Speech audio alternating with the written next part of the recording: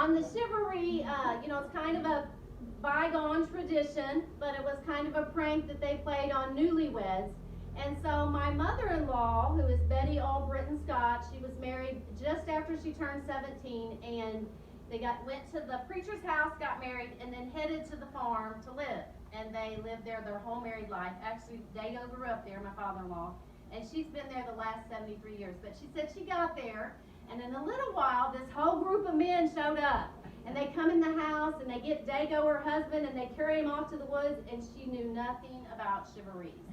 And so she said, I just stood on the porch and just cried and cried. She said, I didn't know where they were going, what they were doing. And she said, there I was, just a young girl. And she said, I just cried and cried and cried, not knowing what they were doing. But in a little while, of course, Dago made his way back home.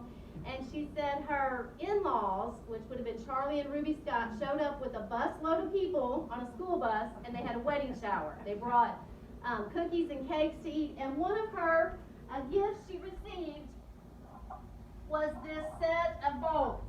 And so she's had this set of bowls, and some of you may have bowls like this. Mom had a set of bowls like this. And so she's had those for the last 73 years, but they were delivered on her wedding night after the Chivaree.